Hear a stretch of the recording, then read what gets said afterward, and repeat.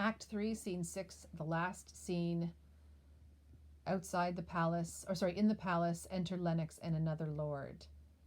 This can be a bit of a confusing scene. I had been confused in the past. It starts out sounding like they don't trust Macduff. I think we will see that instead other people are getting doubtful of Macbeth's honor here. My former speeches have but hit your thoughts, which can interpret further, only I say things have been strangely born. The gracious Duncan was pitied of Macbeth. Marry, he was dead. And the right valiant Banquo walked too late, whom you may say, if it please you, Fleance killed, for Fleance fled. So again, just like when Duncan died and his sons fled and suspicion had gone on them, it looks like suspicion is on Fleance for killing his father. But people who have been gracious to Macbeth are dying, Duncan, Banquo.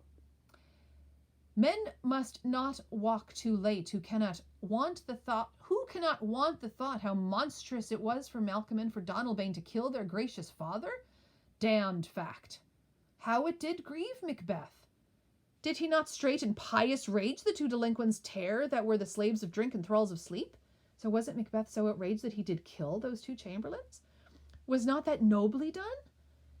So it's a little confusing here. Is he being sarcastic, or is he trying to work through the problems himself? Is he not thinking Macbeth is gracious and that he's justified in killing these people, the chamberlains? Aye, and wisely too, for 'twould have angered any heart alive to hear the men deny it. He seems to be justifying Macbeth's actions. So then I say, he hath borne all things well. And I do think that, had he Duncan's sons under his key, as and it please heaven he shall not, they should find what 'twere to kill a father. So should Fleance. So if he was prisoners of Macbeth, they would be punished, quite justified, for have killing their parents.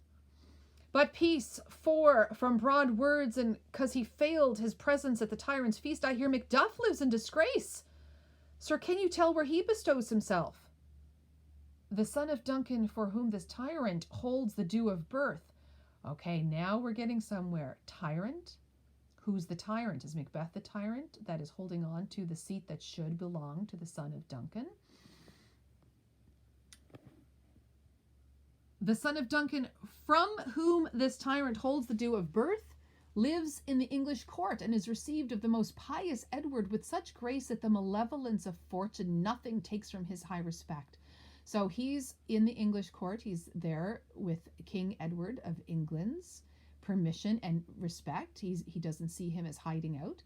Thither Macduff is gone to pray the holy king upon his aid to wake Northumberland and warlike Seward, that by the help of these, with him above to ratify the work, we may again give to our tables meat, sleep to our nights, free from our feasts and banquets bloody knives, do faithful homage and receive free honors, all which we pine for now. So this language is what seals the deal. Macduff is gone to pray that Edward will wake up Northumberland, the warlike Seward, and help us. So things haven't been going well in Scotland. Their tables don't seem to have meat. Their nights don't seem to have sleep. There's bloody knives out and about. We did just hear that Macbeth has spies everywhere. And this report hath so exasperate the king that he prepares for some attempt of war. Sent he to Macduff?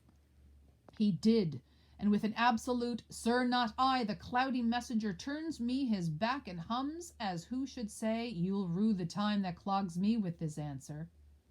So, did Macbeth send note to Macduff? And he has said, no, I will not come to you.